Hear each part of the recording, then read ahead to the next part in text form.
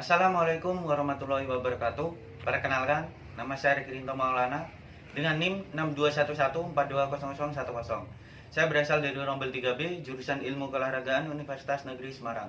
Pada kesempatan video kali ini, terdapat cuplikan video mengenai wawancara saya terhadap salah satu pengurus ataupun pelatih di Padepokan IKSPI Kerasakti di Kota Kudus, dan juga beberapa praktek jurus yang telah saya pelajari dan saya praktekkan yang dapat disimak dalam video berikutnya.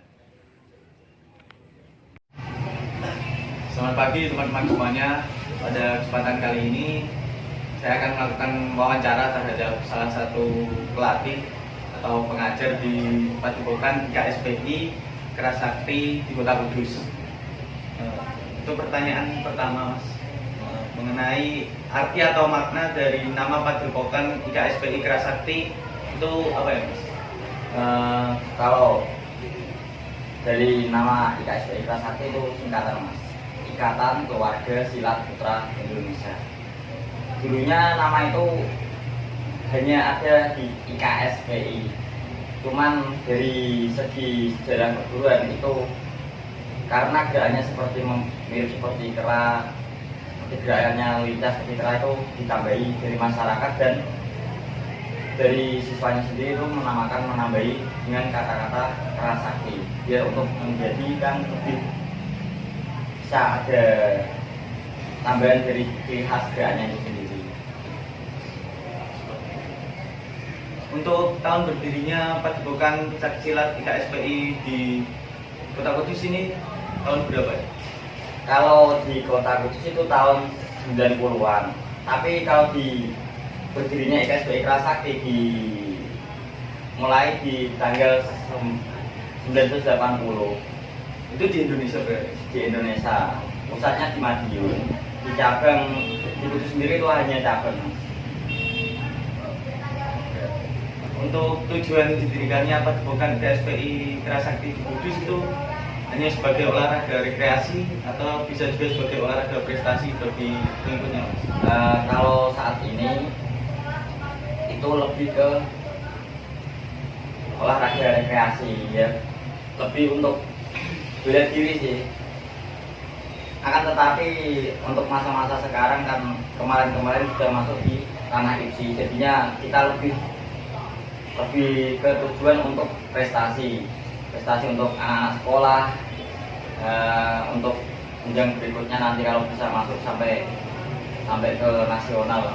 Berarti Padepokan IKSPI ini juga menyalurkan untuk prestasi juga, Iya, secara tidak langsung.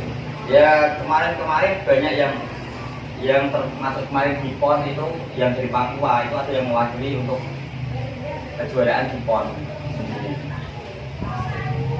Nah, di Kota Kudus ini kan banyak padepokan silat terus sebagainya. Nah, perbedaan antara Padepokan IKSPI Kerasakti ini dengan padepokan lain di Kota Kudus seperti apa? Nah, kalau perbedaan IKSPI sama perguruan lain itu bedanya di aliran kita, Mas. Kalau di perguruan lain itu kebanyakan kan cuma hanya pencak silat. Tapi kalau IKS itu menganut dua aliran ikut aliran pencak silat sama aliran kungfu.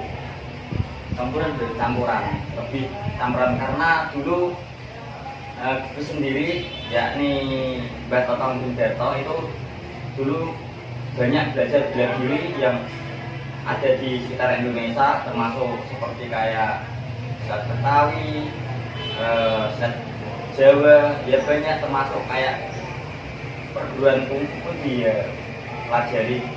Lalu dia mendirikan Padepokan itu pertama di rumahnya sendiri tanggal 15 Januari 1980 di Jalan Motopati. Untuk proses pembinaan di Padepokan Kerasakti ini ada penggolongan usia atau dicampur seperti itu untuk program latihan? Kalau untuk program latihan, kalau di ranah sekolahan itu biasanya masuk ke ekstrakurikuler. Itu tergantung sekolahnya. Ada yang dari SMP, nanti kalau SMA ya sendiri. Tapi kalau di reguler di luar ekstrakurikuler itu bebas, campuran boleh. Berarti dari kalangan usia di atas 30 itu berarti dicampur dengan usia 15 gitu untuk program Nanti kalau itu bisa dari teknisi lapangan sendiri, dari pelatihnya. Nah, kalau minimal untuk disahkan menjadi warga itu umur 13 tahun. umur 13 tahun. Umur 13 tahun itu minimal itu. Minimal untuk menjadi seorang, ya kalau untuk latihan ya boleh dari mulai SD latihan sampai umur 13 nanti disahkan ya boleh. Tapi kalau apa masih terlalu kecil, nanti kalau disahkan kan belum tahu masalah untuk jenjang berikutnya untuk menjadi warga IKSP kelas 1 tingkat 1. Untuk padepokan ini kan memiliki jurus khusus yang hanya diajarkan di padepokan ini atau tidak ya Mas? Kalau untuk jurus-jurus itu banyak Mas. Kalau untuk jurus-jurus yang simpen itu kalau di IKS itu seperti gerakan dasar. Tapi ada beberapa gerakan yang memang dikhususkan untuk menjadi siswa dulu baru bisa diajarkan. Tapi ada beberapa gerakan itu memang untuk ya bela diri praktis, cuman itu mungkin tidak ada di perguruan itu secara saya pribadi. Berarti jurus yang diajarkan di padepokan ini tidak diajarkan di padepokan lain seperti itu apa? Mungkin ada perbedaan. Ada perbedaan. Ada perbedaan karena di IKS sendiri itu kan menganut 2 aliran Mas, bukan hanya pencaksilat gitu, tapi ada pencaksilat ya ada kungfunya. Jadi 2 aliran itu kombinasi lah.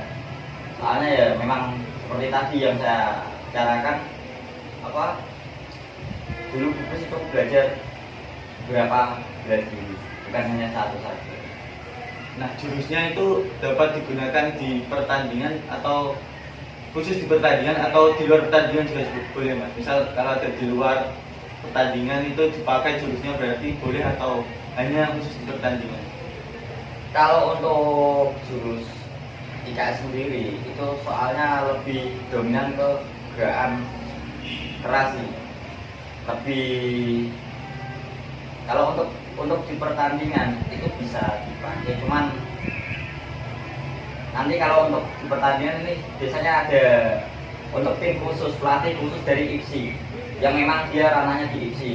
Tapi kalau kadang kan IKS juga masuk di WUSU juga, pernah ikut kejuaraan WUSU termasuk di Semarang kemarin ya ada yang juara.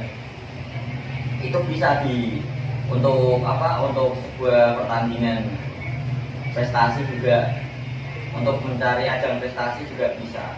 Soalnya ya bisa ikut di IPSI juga bisa ikut di WUSU.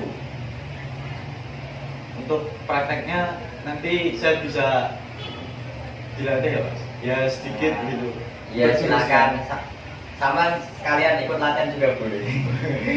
Terima kasih ya Mas. Oke.